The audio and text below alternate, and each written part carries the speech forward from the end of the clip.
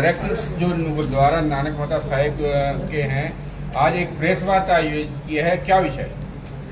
सबसे पहले सारी संगत को वाहेगुरु जी का खालसा, वाहेगुरु जी की फतेह। आप सभी मीडिया बंधुओं का मैं सबसे पहले धन्यवाद करना चाहूंगा। बहुत ही शॉर्ट नोटिस पर आप इतनी गिनती में प्रेस के बंधु यहां पर पहुंचे हैं। समय समय पर हम जो आवाज समाज में दबा दी जाती है, उस आवाज को जनता तक और सरकारों तक पहुंचाने के लिए आप हमारा समय समय पर सहयोग करते हैं। इसके लिए हम सभी गुरुद्वारा प्रबंधक कमेटी नानक मता साहिब के डायरेक्टर आपका तहे दिल से आभार व्यक्त करते हैं। बहुत बहुत धन्यवाद। हमारी आज की जो प्रेस वार्ता है, जैसा कि हम गुरुद्वारा प्रबंधक कमेटी नानक मता साहिब के सदस्य हैं और बहुमत में हम सदस्य हैं।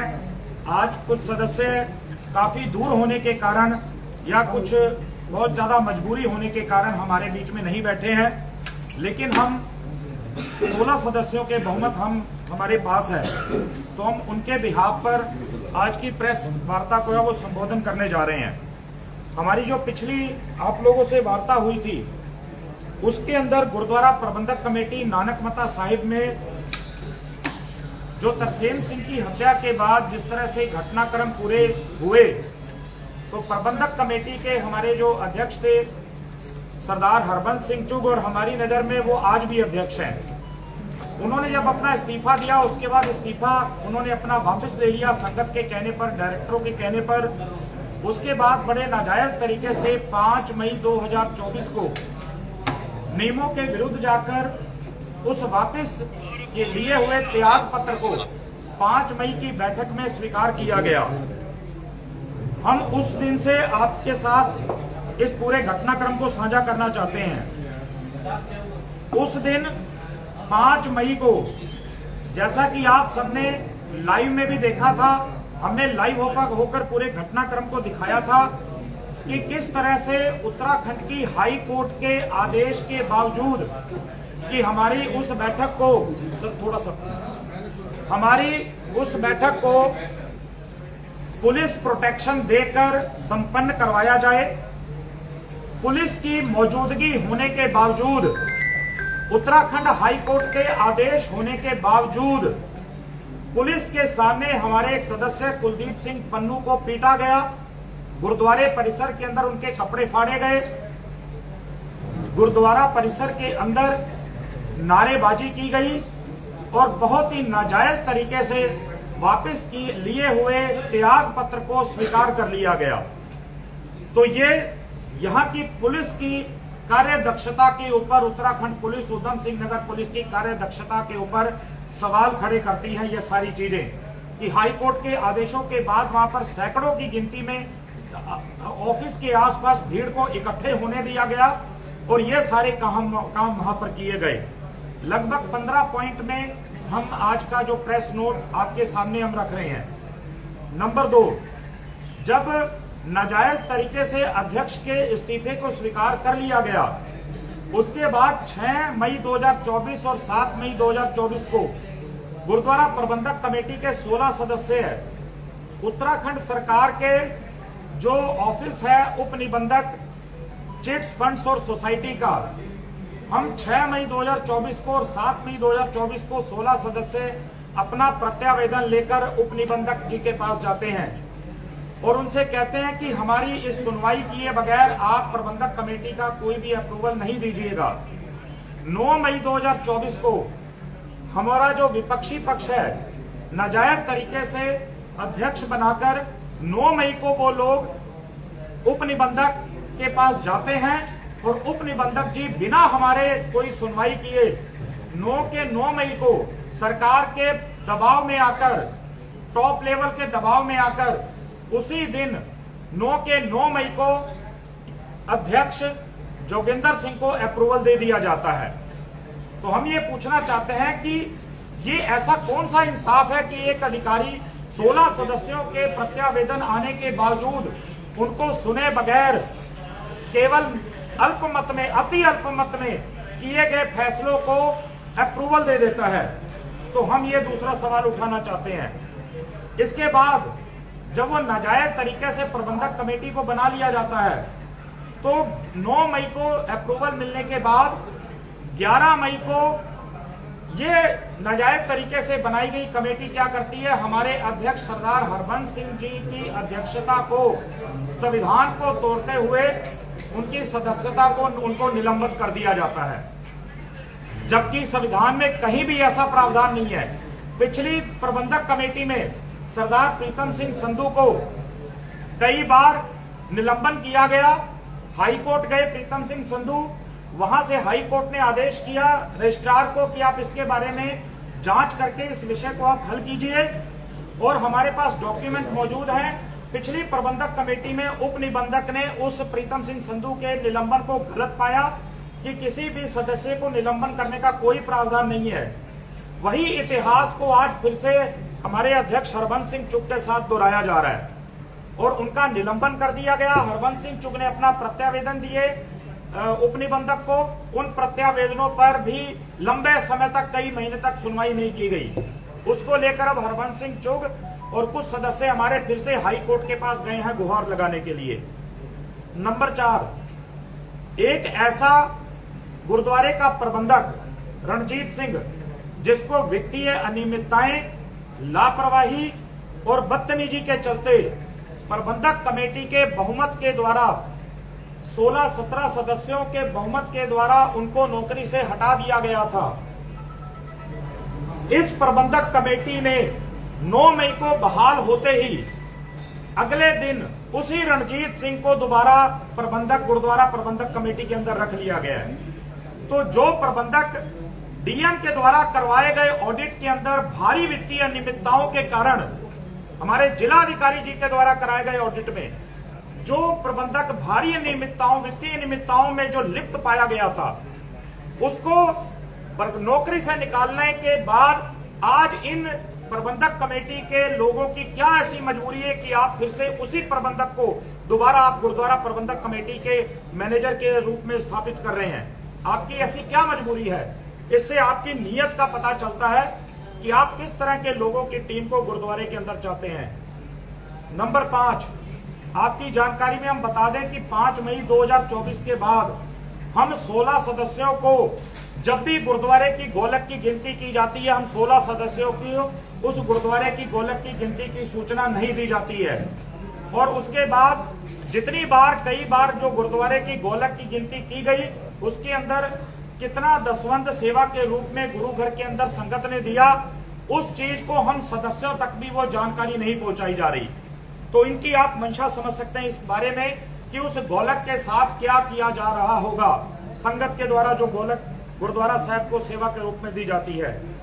नंबर 6 पॉइंट, हम 16 सदस्यों के पास हमारे मोबाइल फोन में जो पिछले 2 साल से हमारे पास कैमरे का एक्सेस था, गुरुद्वारे के अंदर जो 70 कैमरे लगे हुए हैं, 5 मई 2024 से पहले से ही इन लोगों ने हम 16 सदस्यों के मोबाइल से उस कैमरे के एक्सेस को हटा दिया है, ताकि हम गुरुद्वारे में चल रही गतिविधियों को ना देख सकें और इनके द्वारा जो भी चीजें अनियमितताएं की जा रही हैं, वो चीजें बाहर संगत तक ना पहुंच सके।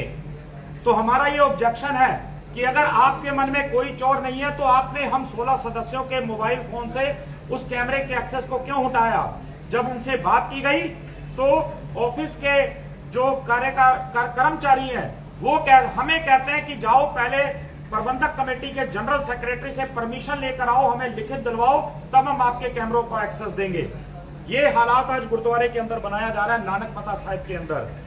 नंबर 7 पॉइंट, 35 लाख रुपए की एक बिल्डिंग जो पिछली गुरुद्वारा प्रबंधक कमेटी ने दीवान हॉल के रूप में खड़ी करी थी, उसका निर्माण पूरा नहीं हुआ था।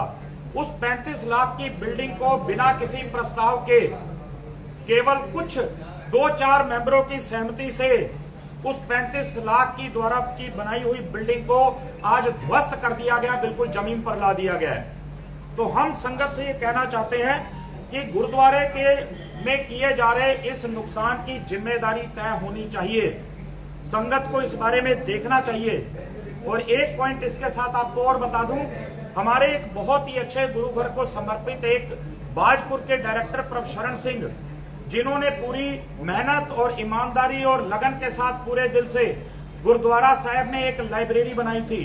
हमें आज ये सूचना मिल रही है कि उस लाइब्रेरी को भी, जो 20 लाख के खर्चे से बनाई गई थी, उस लाइब्रेरी को भी तोड़ने की कोशिश की जा रही है, उसकी भी कवायद शुरू हो गई है। तो ये भी एक बहुत गंभीर पॉइंट है। 8 पॉइंट, 9वें पॉइंट पे मैं आऊं, शिक्षा समितियों का निर्माण। संगत में इस बारे में बहुत ही एक ये चर्चा का विषय रहता है कि गुरुद्वारे की 6 लाख रुपए की जो नुकसान गुरु घर को हो रहा है, उन शिक्षा समितियों का निर्माण क्यों नहीं किया जा रहा। मैं आपकी जानकारी में बता दूं, 22 अगस्त 2022 को 17 सदस्यों के बहुमत से हमारे पास उसका डॉक्यूमेंटेशन है। अभी प्रेस कॉन्फ्रेंस करने के बाद हम सभी पत्रकार बंधुओं को 17 सदस्यों के बहुमत का वो शिक्षा समितियों के निर्माण का डॉक्यूमेंटेशन आपको हम दे देंगे। 17 सदस्यों के बहुमत से शिक्षा समितियों का निर्माण कर दिया गया था। सरकार के शिक्षा के ऑफिस में, शिक्षा अधिकारी के ऑफिस में वो प्रस्ताव भेजा गया, लेकिन उसको बहुत ही निम्न दर्जे की आपत्तियों के चलते उस शिक्षा समितियों का निर्माण पिछले 1 साल से ज्यादा हो गया, उसको रोका गया है। आज हम सदस्यों को बाहर करके उन कुछ 7-8 सदस्यों की सहमति से शिक्षा समितियों को दोबारा इसलिए बनाया जा रहा है ताकि उसके जरिए मोटी धांधली और जो आगे नौकरी पर जो शिक्षक रखे जाएंगे उनसे 50-50 लाख रुपए की रिश्वत लेने की वहां पर कवायदे की जा रही हैं। और ये हमारी जानकारी में आया था कि पिछली प्रबंधक कमेटी के समय से समाज के कई लोगों से 15-15 लाख रुपए वो लिए गए थे और वो लोग इनको परेशान कर रहे हैं कि आपने हमसे पैसे तो ले लिए, हमारा अभी तक आपने वहां पर सिलेक्शन क्यों नहीं करवाया। तो ये एक बहुत गंभीर बात है। हमने इसके लिए हम ये देखेंगे इस शिक्षा विभाग का फैसला कि उन्होंने 17 सदस्यों के बहुमत से बनाई हुई शिक्षा समितियों का क्यों नहीं बनवाया और इन कुल 7-8 लोगों के द्वारा बनवाई गई शिक्षा समितियों को वो कैसे अप्रूवल देंगे। उस दिन मीटिंग के अंदर बैठे हुए भी कुछ सदस्यों को उनके द्वारा बनाई गई शिक्षा समितियों के ऊपर ऐतराज है, तो इसके बारे में भी हम चर्चा करेंगे। इसके बाद हम आपसे कहना चाहते हैं कि तरसेम सिंह जी की हत्या किए हुए आज लगभग 4 महीने के करीब होने जा रहे हैं। हमारे अध्यक्ष हरबंस सिंह चुग जी के खिलाफ इन लगभग 4 महीनों में एक भी ऐसा क्लू, एक भी ऐसा छोटे से छोटा सबूत जो पुलिस है वो पेश नहीं कर पाई है। तो हम ये कहना चाहते हैं कि जो भी हरबंस सिंह चुग के समेत इस समाज के जो गणमान्य लोगों को इस केस के अंदर फंसाया जा रहा है, इसकी पूरी ईमानदारी से जांच की जाए और इन ईमानदार लोगों को उस केस से बिल्कुल पूरे तरीके से बरी किया जाए। अगला एक पॉइंट है कार सेवा के संबंध में। हम सदस्यों को आमतौर पर इसके बारे में बदनाम किया जाता है कि हम लोग कार सेवा के विरोधी लोग हैं। मैं आपको बता दूं, सरदार सुखदेव सिंह, जसबीर सिंह, गुरमीत सिंह, प्रतपाल सिंह, निर्मल सिंह, पलविंदर सिंह, गुरमुख सिंह, चरणजीत सिंह, धर्म सिंह और हमारे बाकी जो सदस्य आज उपस्थित नहीं हो पाए, हम एक एक सदस्य अपने जीवन में कई बार कार सेवा द्वारा की जाती हुई सेवा के अंदर कई दिनों तक अपने सिर के ऊपर हम वो बट्ठल को ढोकर उस सेवा के अंदर हम शिरकत करते रहे और अपनी जिंदगी में कई बार करते रहे हैं। हम लोग कार सेवा के विरोधी नहीं, हम बार खुलेआम मंचों से इस बात का ऐलान कर रहे हैं। हमारी समस्या क्या है, हम जो कहना चाहते हैं, संगत से अपील है हमारी बात को भी एक बार सुना जाए। हमने कई बार अपने साथी डायरेक्टरों से जो अपने आप को कार सेवा के साथ होने का दावा करते हैं, हमने उनसे कई बार कहा कि आप हमारी कार सेवा के जत्थेदारों के साथ मीटिंग करवाइए, बातों को हवा में नहीं करना है, आप हमारी मीटिंग कराइए। हम उनके साथ बैठना चाहते हैं, बड़े प्यार भरे माहौल में बैठना चाहते हैं और हम उनको कार सेवा की सेवा देना भी चाहते हैं, लेकिन इसको बड़े अच्छे माहौल में ये बातें होनी चाहिए, इसका बैठ के हल निकाला जाएगा।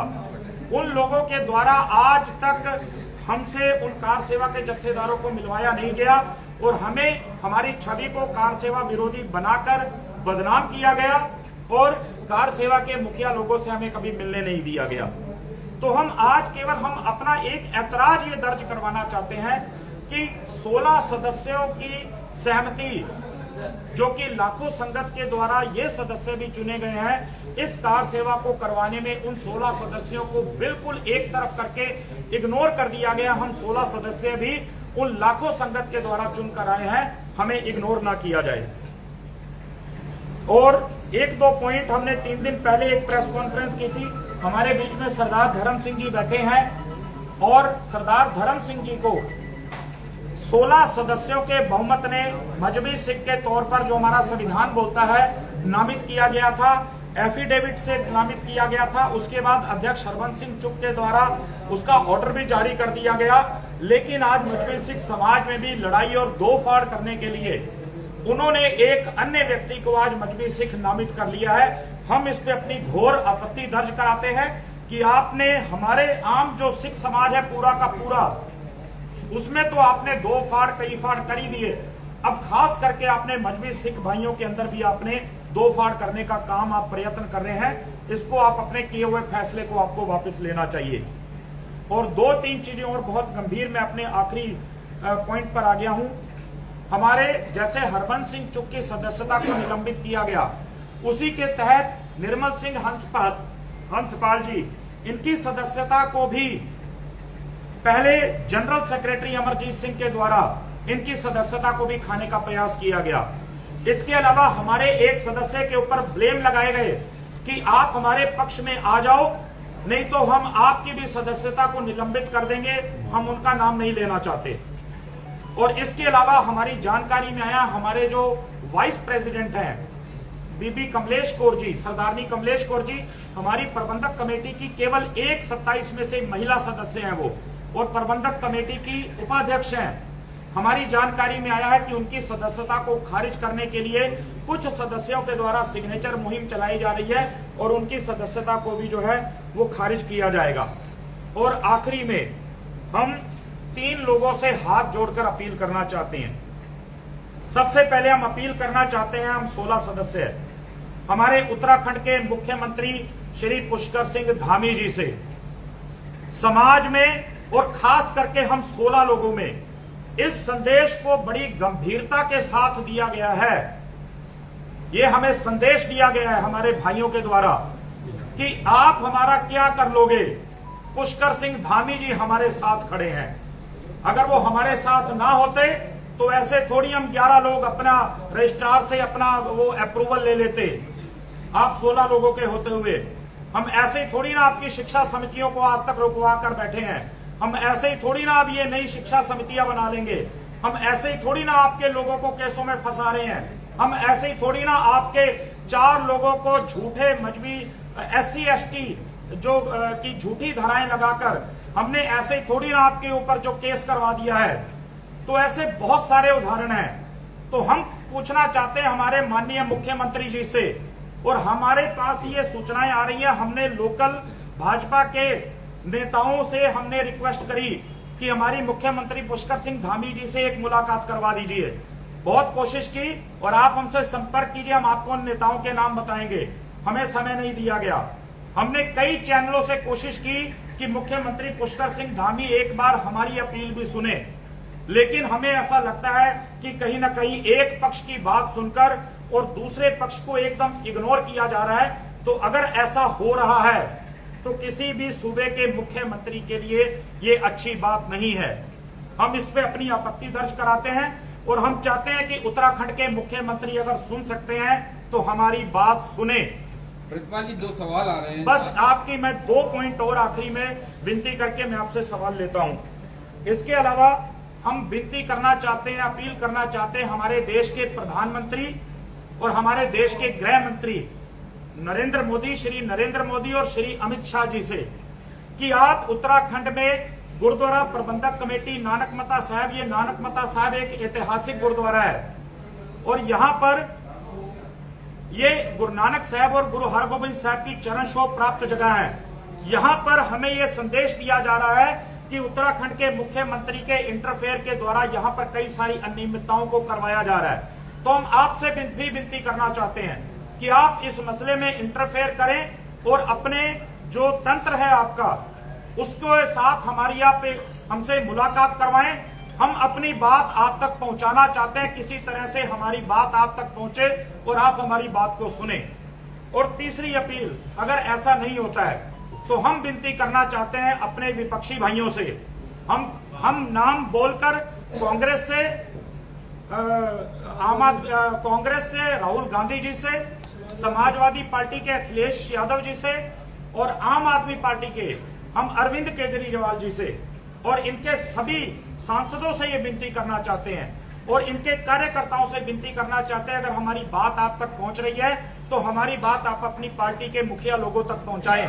हम उनसे भेंट करना चाहते हैं और हम ये चाहते हैं कि अगर हमें इंसाफ नहीं मिलता तो हमारी इस आवाज को देश की, भारत के जो लोकतंत्र का मंदिर है संसद, उस संसद के अंदर हमारी आवाज को उठाया जाए। उत्तराखंड की विधानसभा के अंदर हम सभी अपने उन विधायकों से विनती करना चाहते हैं कि आप अपनी विधानसभा में इस मसले को उठाइए। ये मसला छोटा नहीं है। 8 जिलों में 1400 गुरुद्वारे में लाखों, 50 लाखों की संगत से जुड़ा हुआ ये मसला है और इस मसले को गंभीरता से लीजिए। हम पिछले 4 महीनों से हम लोग थक चुके हैं। वो लोग गुरुद्वारे का पैसा खर्च करके और कोर्ट केस में खर्च कर रहे हैं, हम लोग अपनी मेहनत की कमाई से लगा रहे हैं। हाई कोर्ट के अंदर वो गुरु की गोलक से पैसा खर्च कर रहे हैं। हाई कोर्ट के अंदर हमने रिट डाली है और वो रिट अभी अंडर प्रोसेस है। अकाल तख्त साहब पर भी हमने एप्लीकेशन भेज रखी है, वहां पर भी अभी हमें वहां से कोई हमें रिस्पॉन्स नहीं मिला है। लगभग 1 महीने पहले जांच कमेटी आई थी, उसके बाद आज तक हमें कोई रिस्पॉन्स नहीं मिला। हम उनसे भी संपर्क करने की कोशिश कर रहे हैं कि हमारी इन विनतियों को सुना जाए और हमारे मसलों को हल किया जाए। बस आखिरी बात मैं कह दूं, लोग कई बार कहते हैं कि प्रबंधक कमेटी की आपसी लड़ाई है। मेरे हाथ जोड़ के विनती है, ये प्रबंधक कमेटी के निजी मसलों की, हमारी कोई खेत खलिहान की लड़ाई नहीं है। ये सच और झूठ की लड़ाई है। 27 सदस्य हैं हम लोग, 27 सदस्यों को उंगली पर गिना जा सकता है। आप इन 27 सदस्यों के किरदार को देखिए, इन 27 सदस्यों के कार्यकलापों को देखिए। इसमें जो भी व्यक्ति गुरुद्वारे के हित में काम कर रहा है उसका समर्थन कीजिए। जो भी सदस्य गुरुद्वारे के विरोध में काम कर रहा है आप उसका विरोध कीजिए और आप संगत की एक कमेटी बनाइए और वो निर्णय करे कि क्या ठीक हो रहा है और क्या गलत हो रहा है। बस ये अपील हम करना चाहते थे। बस अपने किसी साथी से पूछना चाहूंगा, अगर कोई बात छूट रही हो या कुछ कहना हो जो एक कुछ बोलना। प्रतिपाल जी, हमें जरा 2-3 जवाब आप, क्योंकि आप बोले तो जवाब आप देंगे। आपने कहा कि उप निबंधक पर कोई ना कोई दबाव है, शिक्षा विभाग दबाव में, शिक्षा समितियों को लेके क्या लगता है कि आपको सरकार या भारतीय जनता पार्टी के लोग सिख समाज को कमजोर कर रहे हैं या दो फाड़ करने की कोशिश कर रहे हैं? देखिए, हमें ऐसा लग रहा है कि सीधा सीधा कर रहे हैं। अभी बात नहीं, कोई बात नहीं, आप लीजिए आंसर, कोई बात नहीं। जैसा कि मेरे भाई ने बताया है, सीधा सीधा इसमें कोई बात, पुष्कर सिंह धामी सीधा सीधा इसका मतलब वो विरोध कर रहे हैं और सिर्फ वो गुरु घर का उन्होंने, और तो जो भी उसका उनके बहुत छवि उन्होंने खराब कर रखी है। हर किस्म छोटी छोटी राजनीति, गांव ग्राम पंचायतों की राजनीति में MLA को जितने मतलब उनके मंत्री हैं सबको पीछे करके उन्होंने ग्राम प्रधानों की राजनीति में जाकर हस्तक्षेप कर रहे हैं। लेकिन उनसे हमारी जो मतलब बेनती है कि जो गुरुद्वारे में तो कम से कम नाम भ्रष्टाचार करें। गुरुद्वारे में भी भ्रष्टाचार कराया जा रहा है। जो भ्रष्टाचार नहीं तो और बताइए क्या है। जब आप उसको 17 मेंबरों की बनी हुई वो सांसद में वो पास नहीं करेगी उसमें अपने शिक्षा समिति में, और जो 7 नंबर 8 नंबर भेजते हैं उनको जो पास करने की कोशिश कर रहे हैं, तो जो गलत नहीं तो और क्या, भ्रष्टाचार नहीं कर रहे हैं। सीधा सीधा भ्रष्टाचारी का मुख्यमंत्री का दोष है। और जब मुख्यमंत्री सिखों के ऐतिहासिक गुरुद्वारों में ये सिख समाज को बहुत ज्यादा नाराज है, इससे हमें बार बार ये कह रहा सिख समाज कि आप एक बड़ा आंदोलन कीजिए। हम फिर भी अभी तक सारे नेताओं के पास गए हैं कि इसका मामला भी हल हो जाए, हमें ना आंदोलन करना पड़े। और सिख समाज इस चीज को बर्दाश्त नहीं करेगा। और गुरुद्वारों में भ्रष्टाचार होगा तो बिल्कुल हर कीमत पे हम उसको आंदोलन भी करेगा। सिख समाज हमारा तैयार है और सारे हम इसका विरोध जम करके मसलों में पवित्र सिंह जी, एक सवाल ये है, जब आप सीधे सीधे मुख्यमंत्री धामी जी का नाम ले रहे हैं, उत्तर प्रदेश के लोग जुड़े हैं, उत्तराखंड के लोग जुड़े हैं, सिख समाज के अलावा जो गुरु नानक पंथी लोग हैं, गुरु नानक जी को मानने वाले उत्तर प्रदेश में भी बहुत लोग हैं जो गैर सिख हैं। तो लगता है कहीं ना कहीं गुरुद्वारे के जो श्रद्धालु हैं उन पे असर पड़ रहा है, सिख समाज पे भी असर, बहुत ज्यादा असर पड़ रहा है श्रद्धालुओं पे इस चीज का। क्योंकि जहाँ पर वहाँ पर कोई जो तंत्र सही नहीं होगा। आप ये बताइए, अभी आपको बताया 35-40 लाख की जो बिल्डिंग बनाई हुई और पिछली कमेटी ने, और अब की बार 5 लाख रुपए हमने उसका लगाया। उसके लिए सीमेंट प्रस्ताव 27 मेंबर से किया गया। उसके बाद 500 गट्टा उसका सीमेंट का लाया गया, वो खराब हुआ और उस बिल्डिंग को फिर उन्होंने तोड़ के रख दिया। 27 मेंबरों ने पास किया उसको बनाने का, रेंट डालने का। कोई भी समाज, कोई भी कौम, शिक्षा भी चलती है। अगर शिक्षा की लाइब्रेरी को तोड़ने का प्रयास किया जा रहा है दूसरे लोगों द्वारा, तो क्या लगता है कि पूरे साजिश नहीं बढ़ेगी? बिल्कुल बिल्कुल साजिश है, इसको पूरा साजिश है कि सिख समाज के लोगों को जो उसकी लाइब्रेरी है उसको खत्म किया जाए कि जहाँ किसी को शिक्षा ना दी जाए। सीधा आप इसको देखिए, उसको तोड़ने का क्या मतलब? आपने बिल्डिंग तोड़ दी और आप उसको भी तोड़ने का कर रहे हो। अभी 20 लाख रुपए लगाकर उसको बनाया गया है और उसको भी तोड़ने का जतन कर रहे हैं। आप लोगों को कोई सवाल?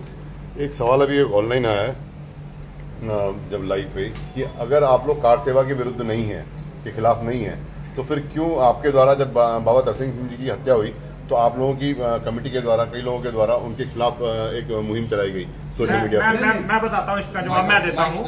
इसके बारे में आप हमारे जितने 16 सदस्य हैं, आपके कॉलर पे भी एक माइक है, इन 16 सदस्यों के आप देखिए किसी एक भी सदस्य के द्वारा इस मसले में अगर बाबा तरसेम सिंह के खिलाफ या उसके खिलाफ कोई भी बात कही गई है तो आप निकाल के दिखा दें। हमने कभी तरसेम सिंह की हत्या को जायज नहीं ठहराया है और ये एक गलत इल्जाम है। उन भाइयों से निवेदन है कि वो हमें 16 सदस्यों के उस चीज को आप निकाल कर और विद सबूत आप पेश कीजिए, और ये हमने ऐसा कुछ नहीं किया है। प्रितपाल जी, एक सवाल ये है कि प्रीतम सिंह संधू जो सच के लिए हमेशा लड़ते रहे, उन्होंने बहुत कोशिशें की, उनके खिलाफ साजिशें भी हुई, कहीं न कहीं वो आपके साथ या आपसे अलग अब अकेले पड़ चुके? देखिए, अकेले तो वो भी हैं और अकेले हम भी हैं, और जितने लोग सच का साथ देने के लिए आगे जाएंगे, भले आप पत्रकार हों, और मैंने भी देखा आपके पत्रकार बंधुओं के साथ, आप भी कई बार आपने भी अकेला महसूस किया होगा। तो जब तंत्र जो है, जब वो तानाशाही पर उतर आता है तो जो आम व्यक्ति है वो अकेला पड़ ही जाता है। तो हम भी, प्रीतम सिंह संधू अकेले ही अकेले नहीं है, हम भी अकेले हैं। आज हमें अगर इस जगह पर अगर हमें प्रेस कॉन्फ्रेंस करनी है और आज हमें इसका अगर 1000 रुपए किराया भी देना है तो हमें इसके लिए भी सोचना पड़ता है कई बार कि हम भी आपस में सोचते हैं कि यार कैसे देंगे। अगर चाय भी पिलानी पड़ जाए हमें एक पत्रकार बंधुओं को, वो भी हमें सोचना पड़ जाता है। लेकिन जब तंत्र एक साथ खड़ा हो तो वो लाखों करोड़ों रुपए की रिश्वतें भी वहां पर चली जाती हैं। तो अकेला तो जो सच के राह पर चलेगा वो अकेला पड़ेगा ही पड़ेगा। एक सवाल और, पहाड़ पे कुछ गुरुद्वारे हैं, चाहे अल्मोड़ा हो, बागेश्वर हो और अन्य जगहों पर जहां पर अभी कमेटियां नहीं बनी हैं, वहां की क्या तैयारी है? देखिए, हम बार बार ये बात कहते हैं कि हम ये इस बात में फिर मसला आ जाता है कार सेवा का। हमने कई बार अपने साथियों से बोला कि आप हमें कार सेवा के साथ बैठाइए, हम बड़े अच्छे माहौल में, बड़े प्यार भरे माहौल में इन मसलों को हल करना चाहते हैं। प्रितपाल जी, एक आम जनता जो हिंदी भाषी है उनके मन में ये सवाल आता है कि कार सेवा की जरूरत क्यों सिख समाज? देखिए, कार सेवा हमारी एक बहुत पुरानी संस्था चली आ रही है। बाकी जिस तरह से ऐसा नहीं है कि प्रबंधक कमेटी में सभी लोग अच्छे हैं, ऐसा नहीं है समाज की किसी भी सोसाइटी में, किसी भी समाज में, किसी भी परिवार में सभी लोग अच्छे होंगे। तो इसी तरह से बहुत कुछ इक्का दुक्का कुछ लोग कार सेवा के अंदर भी ऐसे हो सकते हैं जो कार सेवा को बदनाम करने का कार्य करते होंगे। तो हमारा ये कहना है कि कार सेवा बहुत पुराने समय से गुरुद्वारों का निर्माण करती आई है और आगे भी करती रहे, लेकिन उसके लिए एक बड़े अच्छे माहौल में बात होनी चाहिए और कहीं पर भी किसी को भी एक पक्ष के रूप में काम नहीं करना चाहिए। ठीक है, धन्यवाद। जी, ठीक है।